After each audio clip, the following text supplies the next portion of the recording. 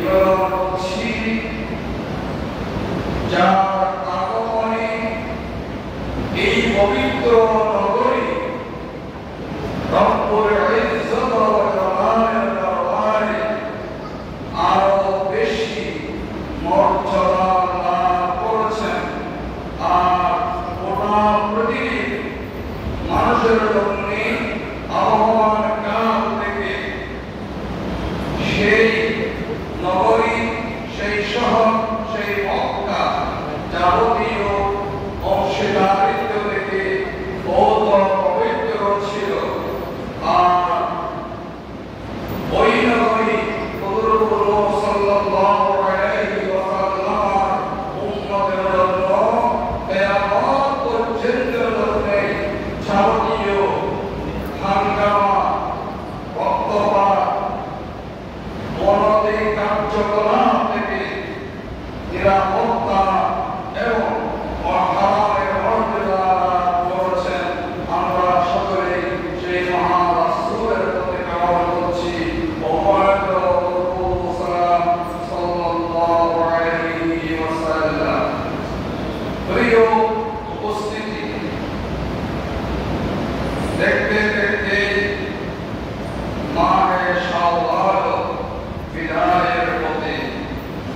আর আল্লাহ দাওয়াত প্রাপ্ত ভিআইপি মর্যাদা অধিকারী আকাশের নিচে জমিনের উপরে মহান মেহমান সেই মক্কা নগরীর দিকে পদযাত্রা প্রার্থী মেহমান হয়ে শুরু করবেন ইনশাআল্লাহ আগামী 9 তারিখ থেকে। সেই নগরীতে এই মেহমানগণ একমাত্র জায়দুল্লাহ হয়ে চলে যাবেন সেই নগরীর মর্যাদা, সেই নগরীর বরকত তথা মর্যাদা, মক্কা নগরীর ইতিহাসের বিষয়ের উপরে কোরআন ও হাদিসের আলোকে যতদূর সম্ভব স্বল্প সময়ে আলোচনা ও মতবাদ দেওয়ার আশা পোষণ করছি। আমার তৌফিক ইল্লা বিল্লাহ, আলাইহি তাওয়াক্কালতু ওয়া ইলাইহি উনীব। প্রিয় মুসলিম, আপনাদের সামনে কোরআন কারীমের একটি আয়াতের টুকরা তেলাওয়াত করেছি। সেই আয়াতে কারীমার আলোকে আলোচনা শুরু করা হচ্ছে। আল্লাহ সুবহানাহু ওয়া তাআলা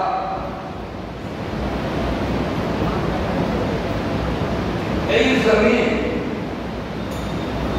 এই মানুষ, এই সৃষ্টি করার অনেক অনেক পূর্বে আল্লাহ সুবহানাহু ওয়া তাআলা একটি ভূখণ্ড তৈরি করেছেন যাকে বলা হয় গোটা পৃথিবীর নাভি। আপনি আপনার হাত দিয়ে দেখুন, আপনার নাভি থেকে মাথা পর্যন্ত চতুর, সেই নাভি থেকে প্রাণ নিচে পর্যন্ত চতুর। আপনি একটি স্কোয়ার করে সারা এরপরে আপনার একটি শরীর আল্লাহ সুবহানাহু ওয়া তাআলা দান করেছেন। আর সেখানে নাভিটা হলো কি মধ্যখানে গোটা পৃথিবী আল্লাহ সুবহানাহু ওয়া তাআলা দয়া করার পূর্বে সেই জায়গাটুকু আল্লাহ দয়া করেছেন।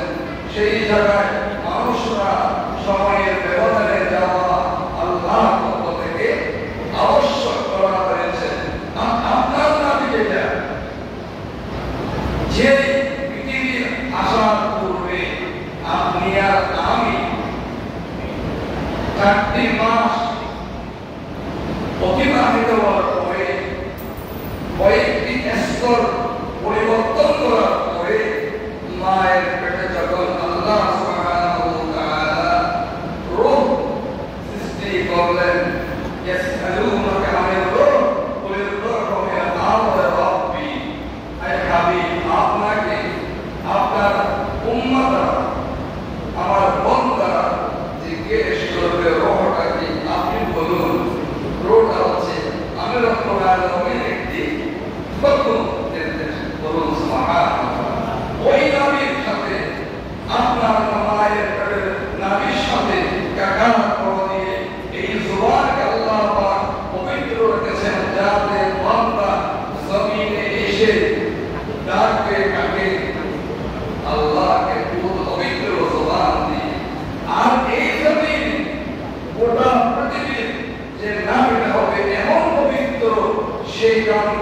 জায়গাটি ব্যাপক জেদের জন্য গোটা বিশ্বের জন্য যুদ্ধ বিগ্রহ রক্ত পাত থেকে সিরিয়াত থেকে আল্লাহ সুবহানাহু ওয়া তাআলা তার কুদরত দিয়ে তিনি আমানত করেছেন বলুন সুবহানাল্লাহ।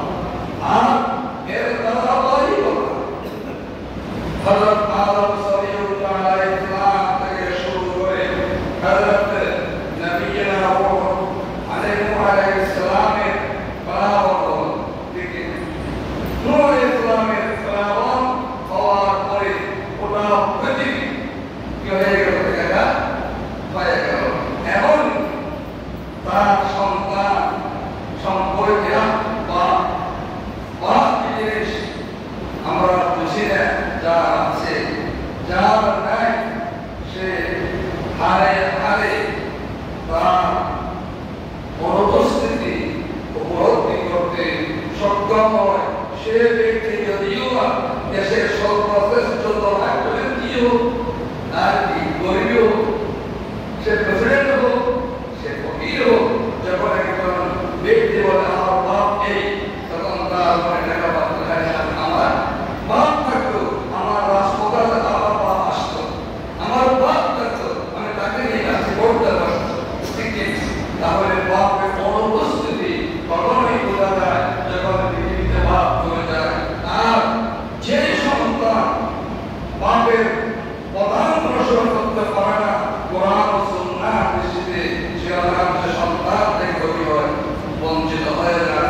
যেমন করে হযরত নূহ আলাইহিস সালামের সন্তানকে যখন বলা হয়েছিল ঈমান আনো, সে আনে নাই।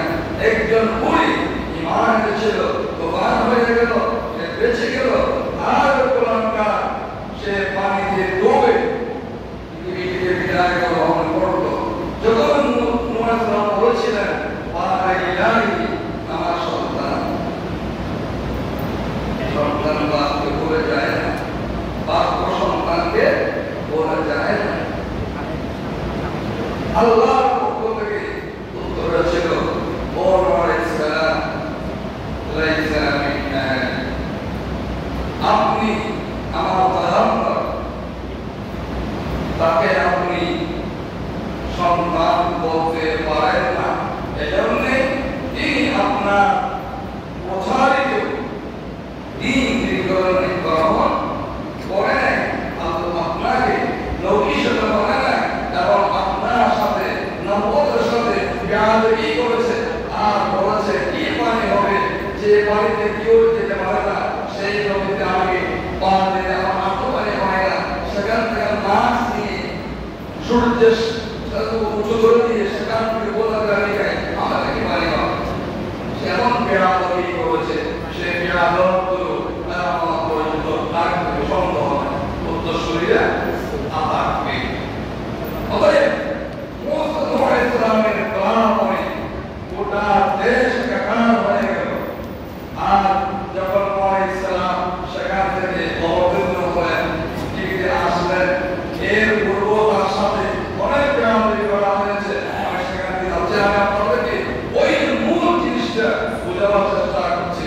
তখন নূহ আলাইহিস সালামের মনোবল হেরে একদম পরিত হয়ে এনেছিল।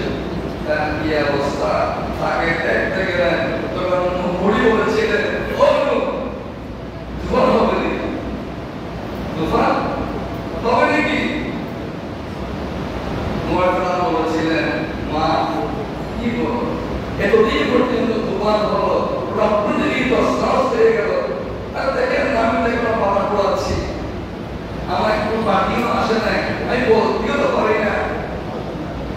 নূহ আলাইহিস সালাম সাজদার মধ্যে আল্লাহর পক্ষ আসলো, নূহ আপনি আপনার উম্মত বলতে পারেন, আমি তোমার ঈমানদার বান্দা বান্দী দিয়ে বলতে পারি না, বলুন সুবহানাল্লাহ। এজন্য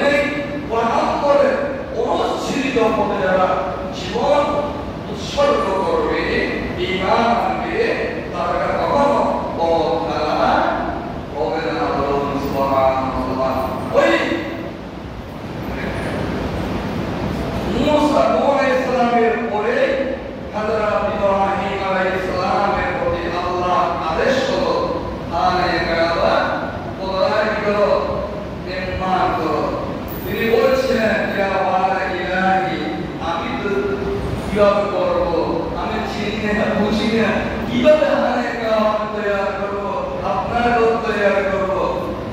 আল্লাহ পক্ষ থেকে উত্তর ছিল, আপনার কোনো চিন্তা করতে হবে না, আমি যেভাবে বলি সেভাবে আপনি তৈরি করবেন। সুবহানাল্লাহ। তাহলে আমাদের সহযোগিতা, আলোর সহযোগিতা, পথের সহযোগিতা, আপনার চলার সহযোগিতা, আপনি বেঁচে থাকার সহযোগিতা কে করেন? আল্লাহ সুবহানাহু ওয়া তাআলা। বলুন করে যখন হযরত ইসমাঈল আলাইহিস সালাম বড় হলেন, আব্বার সাথে কাজে সহযোগিতা করার মতো বয়স, স্বাভাবিক মানসিক ভাবে তৈরি হয়ে গেলেন, তিনি তখন তার সন্তানকে ডাকলেন, এদিকে আসুন। আমি আল্লাহর আদেশে এই জমিনে আল্লাহর ঘর তৈরি করব, আর তুমি এই ব্যাপারে আর কেউ নাই, আমাকে সহযোগিতা করতে পারবে কিনা? এই সন্তানের জন্য দোয়া করা হয়েছিল, রব্বি হাবলি মিনাস সালিহিন, হে আল্লাহ আমাকে এমন একটি সন্তান দাও। একটা সুবহানাল্লাহ, আমরা তো এই নেকটা দোয়া করি না, সন্তান আগমন করার পূর্বে যখন ফ্যাক্টরিয়াল বাচ্চার জন্য বউকে প্রত্যেকটার মাধ্যমে সে কাপড় বিবাহ করে, সে পুরুষ সে সেবা কি করে, সে পুরুষ একবার দিন এক সপ্তাহ ধরে মানুষকে দেখে যে এটা কি ফ্যাক্টরি নষ্ট হয়ে যাওয়া। আমি কখন দোয়া করি, রব্বানা হাব লানা মিন আযওয়াজিনা ওয়া যুররিয়াতিনা কুররাতা আ'য়ুনিন ওয়াজ'আলনা লিল মুত্তাকিনা ইমামা। মাবুদ, আমাকে যে সন্তান সন্ততি দিয়েছো, যে স্ত্রী পুত্র দান করেছো, এগুলোকে নেককারদের ইমাম বানিয়ে দাও, যাদেরকে দেখলে পরে আমার ছোট্ট জোড়ায় যায়, অন্তর জোড়ায় যায়, এমন ভাবে সুদ খায়, ঘুষ খায়, এমন জীবন থেকে বাদ দিয়ে সত্যিহীন জীবন ধারণ করে, তোমার নবীর সুন্নাহ জীবন ধারণ করে, তোমার নবীর তরিকা মতো কর্তব্য জীবন ধারণ করে আমার সন্তানকে, আমার মেয়েকে, আমার স্ত্রীকে তুমি বানিয়ে দাও। এভাবে দোয়া করি। একবার চিন্তা বিবেচনা প্রশ্ন করবেন, কাউকে ইঙ্গিত করবেন না, কারো অধিকার দোষ করবেন না, একবার বিবেককে বলুন, বিবেককে বলুন। পয়গম্বর করেন, কোরআন আল্লাহ দিয়েছেন, দোয়া শিখিয়েছেন মাহবুব। কোরআন দিলেন কে? কোরআনকে দিয়েছে আল্লাহ, রাসূলকে দিয়েছে আল্লাহ, হায় কাবাকে দিয়েছে, আকাশকে দিয়েছে, জমিনকে দিয়েছে, সম্পদকে দিয়েছে, যৌবনকে দিয়েছে, ঐশ্বরকে দিয়েছে, বাদশাহীকে দিয়েছে, জ্ঞানকে দিয়েছে। যেগুলি যিনি দিলেন, তিনি বললেন বাপকে বাপ, দোয়া করো, রব্বানা হাব লানা মিন আযওয়াজিনা ওয়া যুররিয়াতিনা কুররাতা আ'য়ুনিন ওয়াজ'আলনা লিল মুত্তাকিনা ইমামা। ওই বাপকে মাকে শিক্ষা দিল, সন্তানের দোয়া করো, রব্বি হাবলি মিনাস সালিহিন। প্রত্যেকে দোয়া করেন, ওয়াজ করেন, যারা সবর করেন তারাও কান্না করেন, যারা ওয়াজ করেন তারাও কান্না করেন। বলেনি বিশ্ব জিলানী এমন সন্তান ছিলেন, উনি এমন ছিলেন। আপনি তো সেই আল্লাহর ওদিকে মহব্বত করেন, আপনি আপনার সন্তান উপযুক্ত হওয়ার জন্য, আপনার উপযুক্ত হওয়ার জন্য, আপনার স্ত্রী উপযুক্ত হওয়ার জন্য আপনার তার চিনারে পাবের জীবনী গ্রহণ করেছেন কিনা, তার মা জীবনী গ্রহণ করেছেন কিনা, একবার চিন্তা করে দেখুন। বিবেককে প্রশ্ন করবেন, মানুষ তখন ইসমাঈল বললেন, আমি আপনাকে সহযোগিতা অবশ্যই করব। তখন ইব্রাহিম আলাইহিস সালাম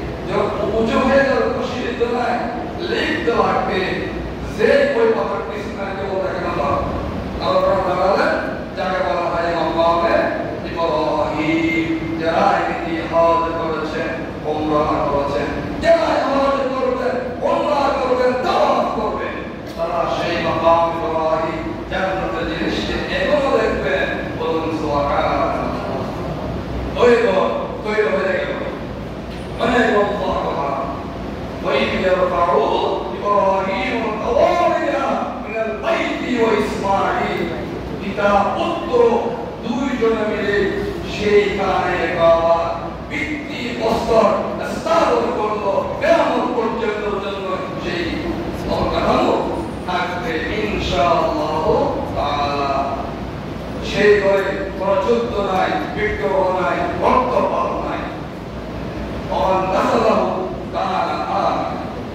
যতক্ষণ পর্যন্ত আপনি খানে কাবার করে তাওয়াফ করবেন, ইবাদত করবেন, পৃথিবীর কারো সাহস নাই আপনাকে সেখান থেকে তাড়াই দেওয়া। দেখছেন আবার কিয়ামত পর্যন্ত জন্য এটা নিরাপত্তা কখন লাভ করতে সুবহানাল্লাহ। والتين والزيتون وطور سنين وهذا البلد الأمين تكتب الشطر الرحيم নিরাপত্তার গ্যারান্টি লাভ করেছেন মানায় এরপরে আল্লাহ সুবহানাহু ওয়া তাআলা কোরআন কারীমে ইরশাদ করেছেন লা উকসিমু বিহাযাল বালাদ ওয়া আনতা ইল্লুম বিহাযাল বালাদ। আল্লাহ, আমি এই পবিত্র নগরের নামে শপথ করছি। কে বলেছেন? কে? আল্লাহর শপথ কি? সাদা শপথ যে তো পারবেন মাথায় উঠবে না। আমি এই নবীর শপথ করে বলছি আল্লাহ তোরাই বড় দিবেন না বলতে বলবো অনেকে পারবো কেন তো তাই না তার বড়য়া ও আনতাইলুম জাহান এবং এই আপনার এই সমাজের শপথ করা হচ্ছে এটা দুটি কারণ। এটা মর্যাদা কেন হল? দুটি কারণ। অনেক কথা হয়েছে, সেখান থেকে দুটি পয়েন্ট আপনার সামনে পেশ করতে চাও। প্রথম নম্বর হচ্ছে যার জন্য এই কায়নাত সৃষ্টি করা হয়েছে তিনি কে? জি বলুন না, মুহাম্মদুর রাসূলুল্লাহ সাল্লাল্লাহু আলাইহি ওয়াসাল্লাম। এই কথা আপনাকে দোয়া করে যদি বলতে না পারতেন আপনার মর্যাদার শর্ত নেই। একটা সাধারণ প্রশ্ন, কার জন্য এই সৃষ্টি করা হয়েছে? কার জন্য জান্নাত, কার জন্য জাহান্নাম, কার জন্য হারে কে? তার সম্মান তিনি বলেন মুহাম্মদুর রাসূলুল্লাহ সাল্লাল্লাহু আলাইহি ওয়াসাল্লাম। আয় হাবিব, আপনি এই নগরীতে আগমন করেছেন, মক্কা নগরীতে আগমন করেছেন। আসার জন্য আপনাকে মক্কা নগরীতে পরমাণের বাসন করা হয়েছে, এখানে আপনি সিলেক্টেড এবং গোটা বিশ্ব মানবতা আরো বর্ণিকা ওয়াহি আমি অবতীর্ণ করেছি আপনার উপরে এই নগরীতে। বলুন সুবহানাল্লাহ। প্রথম নবী কোথায় আছে? মক্কা নগরী।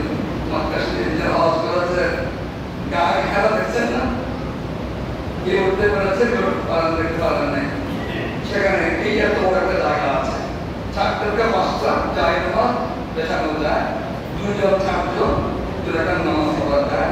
এখনো আছে কত নবী যখন অবতীর্ণ হয়েছিল যেখানে, সেখানে মুরব্বীরা উঠতে পারে না। এখন তো রাস্তা অনেক সহজ হয়েছে। আগে তো আমাদের প্রথম জীবন যখন গিয়েছি কাটাকিনা পথ, এখন তো সিঁড়ি আছে, পানির ব্যবস্থা আছে, বিনোদনের জন্য ঘোড়া আছে, খাবার আছে, অনেক কিছু আছে। তখন সেইগুলো এর আগে মা খাদিজা রাদিয়াল্লাহু তাআলা আনহা যখন আল্লাহর হাবিব এই জাতির মুক্তির জন্য চিন্তা করছিল, জায়গায় বসে 3 বার খাবার নিয়ে যেতেন। এত উঁচু জায়গা হাবিব, এই দুটি কারণে আমি এই মক্কা নগরীকে কি করেছি? হারাম করেছি, সম্মানিত করেছি। বলুন সুবহানাল্লাহ।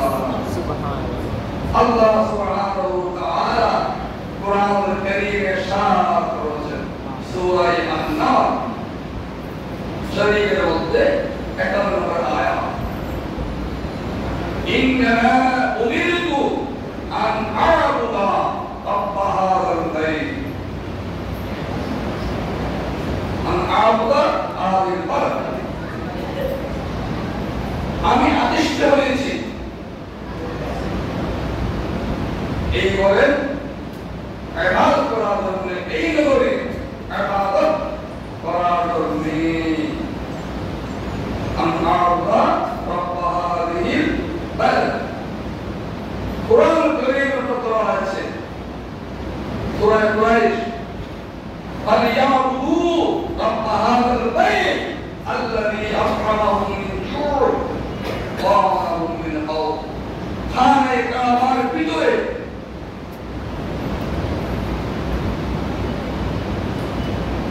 এই আয়াত, এই ঘরের ইবাদত করো। আল্লাহ পাক তোমাকে তোমার যাবতীয় অভাব সম্পদ ব্যবহার করতে হবে নিরঙ্কুশ সত্তা, কারো সাথে অংশীদার করা যাবে না, প্রবর্তী পূজা করা যাবে না, এক আল্লাহ। এ কারণে তোমার সময়ে লোক করে যাচ্ছি না। একবার হযরত ইব্রাহিম খলিলুল্লাহকে সবাই বললেন চলো বেড়াতে যা, ঘুরতে যা। যে বললেন যাবো না, অনেক ঘটনা ঘটে গেল, সে দেখা গেল মূর্তিগুলো ভাঙা ভাঙা। জিজ্ঞেস করা হলো তুমি করেছো? আমি কি করবো? বল বল করা মুক্তি তোমাদের বড়কে জিজ্ঞেস করো। তখন তারা বললেন তিনি তো কথা বলতে পারেন না, তিনি তো এই করতে পারেন না। বলে যিনি একটা মাছি দাঁড়াইতে পারে না, যাকে মারলে উ করতে পারে না, যিনি সূর্যোদয় করতে পারে না, যে সূর্য অস্ত নিতে পারে না, চন্দ্র উদয় করতে পারে না, চন্দ্র দিতে পারে না, দিন করতে পারে না, রাত করতে পারে না, কোন বিষয় করতে পারে না, তুমি কেমন বেগো তাকে বানাই তার আরাধনা করো?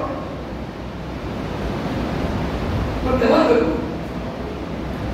আরো একটা কথা আছে, তাহলে ইবাদত হবে কার? একমাত্র আল্লাহ। সে আমার প্রত্যেকই কখন মনোদিকে গণবে হবে অংশীদারের অবকাশ থাকা যাবে না। সমস্ত অংশীদার থেকে বোধ পবিত্র আমার আল্লাহ সুবহানাহু ওয়া তাআলা। যারা হজে যাবেন তারা বুঝবে। হযরত ইব্রাহিম আলাইহিস সালাম তৈয়ার করার পরে দোয়া করলেন কি? রব্বানা তাকাব্বাল মিন্না ইন্নাকা আনতাস সামিউল আলিম। মাবুদ, আপনি তো সব বিষয়ে জানেন এবং শুনেন, আমাদের পাপ করা এইগুলো আপনার দরবারে কবুল করুন। বলুন আমিন। আমরা অনেকে এই দুর্বলতা আছে, আমারও আছে, দোয়া করছি, দোয়া করছেন, আমিন আমরা বলি না। আমি বলার কথা হচ্ছে মাহবুব আপনি কবুল করুন, আপনি কবুল করুন। আপনার সময় দেখবেন দোয়া করার সময় দোয়া করা নিয়ে হচ্ছে আপনার সিনা বরাবর হাত থাকবে এইভাবে। অনেকে নখ তো চলায়, অনেক কিছু দেখতে খুবই খারাপ লাগে। অনেক সময় বলাও যায় না, আমার চেয়ে সিনিয়র আলেম হতে পারে, সিনিয়র সম্মানিত ব্যক্তি হতে পারে, উদাহরণ আমাকে নিয়ে আসলাম, তখন আপনাকে আমার কথা সে বলে বলা যায় না। কিন্তু তিনি যদি কোর্ট হাকিমের সামনে দাঁড়াইতেন, তিনি কি লোক কাটতেন হাত দিয়ে? তিনি কেমন করতেন? করতেন না। একটা কথা নিয়ে আপনি তিনি দাঁড়াতেন, যখন কোর্টে যান দেখেন তো কোর্ট ভাবতেন আপনার বিচার হচ্ছে, আপনি সেখানে কত অনুনয় বিনয় সহকারে দরকারে আমার বা বসেন, কিন্তু আপনি স্বয়ং মাবুদ যিনি আপনাকে সৃষ্টি করেছেন, যার কাছে আপনাকে যেতেই হবে, যিনি ব্যতীত আপনার কোন ইলাহা নাই, মাবুদ নাই। লাউ কানা ফীহিমা আলিহাতুন ইল্লাল্লাহু লা ফাসাদাতা, যদি এক আল্লাহ ছাড়া দ্বিতীয় কোন আল্লাহ থাকতো জমিনের মধ্যে কি হতো রক্তপাত। এই বন্ধ আজকে সূর্য আমি একটা প্রকাশ দেবো, মনে হলো না আমি বৃষ্টি দেবো, তোমরা সহযোগী এই জন্য আল্লাহ আমি আল্লাহ আল্লাহু লা ইলাহা ইল্লা হুয়াল হাইয়ুল কাইয়্যুম, আমি আছি। অতএব মাবুদ এই তুমি কবুল করে নাও এবং এই ঘরকে যাবতীয় কুসংস্কার থেকে মুক্ত করে দাও, বলুন আমিন। তার মানে দরজা তৈরি হয়ে গেল, ফজরের দিকে আহ্বান করা হচ্ছে, সামনে বলা হবে ইনশাআল্লাহ। তখন আল্লাহ রাব্বুল আলামিনের হাবিব সাল্লাল্লাহু আলাইহি ওয়াসাল্লাম বললেন, আল্লাযী হারামাহা ওয়া লাহু কুল্লু শাইইন, সমস্ত কিছু থেকে, সমস্ত সৃষ্টি থেকে এই ঘরকে আল্লাহ হারাম করেছেন, সম্মানিত করেছেন। এবং ওয়ানা উমিরতু আন আকুনা মিনাল মুসলিমিন, আদিষ্ট হয়েছি আমি যাতে এমন মুসলিম হই কারোর প্রতি আমি যাওয়া থাকবে না, অমিলা থাকবে না, একত্রতা সহকারে মুসলমান। হুজুর নূরুর রহিম সাল্লাল্লাহু আলাইহি ওয়াসাল্লাম ফতহে মক্কা ঘোষণা দিয়ে দিলেন। এর পূর্বে কিছু না কিছু বক্তব্য সেখানে হতো, এই হতো সেই হতো। যখন মক্কা বিজয় হয়ে গেল, আল্লাহর হাবিব জনাবে মুহাম্মদুর রাসূলুল্লাহ সাল্লাল্লাহু আলাইহি ওয়াসাল্লাম ঘোষণা দিয়ে দিলেন, ক্বালা ইয়াউম ফতহি মক্কা ইন্না হাযাল বালদ হারামাল্লাহু ইয়াওমা খালাকাস সামাওয়াতি ওয়াল আরদ ওয়া হুয়া হারাম বিহুরমাতিল্লাহ ইয়াউমিল কিয়ামah। আমি আজ তোমাদের রাসূল হয়ে, আল্লাহর মাহবুব হয়ে আমার দোয়া দিয়ে ঘোষণা দিচ্ছি, আজকের পর থেকে কিয়ামত পর্যন্ত জন্য এই জমিন আল্লাহ পক্ষ থেকে আল্লাহর ঘোষণা দিয়ে দিলাম, সম্মানিত এখানে ভক্তভাব হবে না, কোন শিরক হবে না, কোন অন্যদের কাজ হবে না, কিয়ামত পর্যন্ত জন্য। কিয়ামত পর্যন্ত সেই জায়গা কেউ মুখ করতে পারবে না আল্লাহর হুকুম ব্যতীত, বলুন সুবহানাল্লাহ। আসুন হযরত রাসূলুল্লাহ সাল্লাল্লাহু আলাইহি ওয়াসাল্লামের পূর্বে যেহেতু কে দোয়া করেছিলেন, হযরত ইব্রাহিম খলিলুল্লাহ, তিনি কি দোয়া করেছিলেন? হাদিসে পাওয়া গেছে, ইন্না ইব্রাহিম হারামা মাক্কা ওয়া তাআলা, তিনি বললেন, আয় আল্লাহ এই মক্কা নগরীকে কিয়ামত পর্যন্ত জন্য হারাম করে দাও, সম্মানিত করে দাও। এই দোয়া বললেন হযরত ইব্রাহিম খলিলুল্লাহ।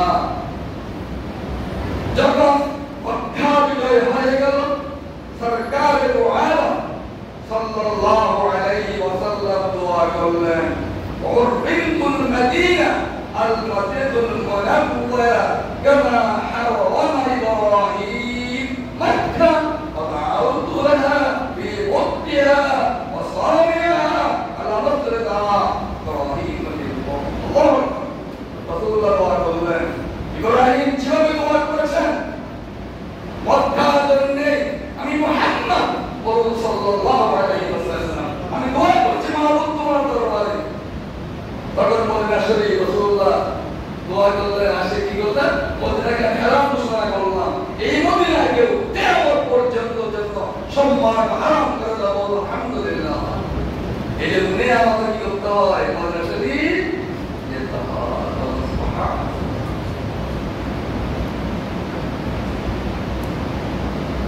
এই মদিনা पूर्व नाम ছিল ইয়াসরিব অশুভ सरकार आलम सल्लल्लाहु अलैहि वसल्लम मुबारक शरीफ সেখানে রাখার কারণে আল্লাহ পাক মেট্রো রেলের মদিনাতুল মুনাওয়ারা শরীফ সে জায়গা দিয়ে দিলেন রিয়াদুল জান্নাত দরজা দিয়ে দিলেন সুবহানাল্লাহ সে জায়গা শুয়ে আছে রাসূলুল্লাহ দুই পাশে দুই লক্ষ রাসূল পাক কি জড়াই শুয়ে আছে সে জায়গা কত মূল্য বাবা তো বলছি না মক্কার হারামে দোয়া করেছিলেন ইব্রাহিম খলিলুল্লাহ আর মদিনা হারামে দোয়া করেছে নবী মুহাম্মদুর রাসূলুল্লাহ সাল্লাল্লাহু আলাইহি ওয়াসাল্লাম প্রিয় হাবিব উপসংহারে আগের খবরে পড়ে বড় কথাকে বলতে হয়ে থাকে কথা পড়ে এসেছি এই হযরত ইব্রাহিম খলিলুল্লাহ যখন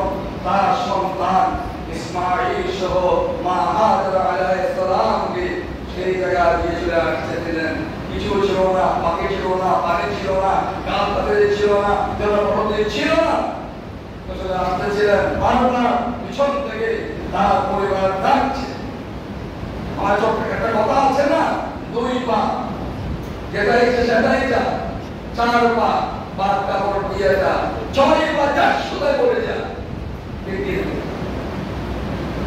ইসমাঈল আলাইহিস সালাম তখন দ্রুত হয়ে সত্তা মা হাজরা বললেন বারবার তিনি বললেন আপনি কি আমাকে এই দুগ্ধবাসু বাচ্চা সহ আল্লাহ তখন তিনি বলছিলেন যে আলহামদুলিল্লাহ তখন তিনি উদ্ধৃতি দিয়ে দোয়া করেছিলেন রব্বানা ইন্নী আসকানতু মিন যুররিয়্যাতি সব আয়াত অর্থ হচ্ছে এই আয়াত আল্লাহ আমি তো দেখে গেলাম এই জনপদ কেউ নাই এই জনপদে আপনি মসজিদে স্থাপন করে দিন এই জনপদ নিয়ে মানুষ চলাচল করে দিন জনমস্ত করে দিন আর এখানে আমরা জানতে এরা নামাজ আদায় করতে পারে প্রতিষ্ঠা করতে পারে সে ব্যবস্থা করে দিন এদেরকে রিজিক দিন কে আপনার শুকরিয়া আদায় করতে পারে এদেরকে আসনাম মুক্ত শিরিক মুক্ত মূর্তি মুক্ত করে জীবনযাপন করার ব্যবস্থা করে দেন যাতে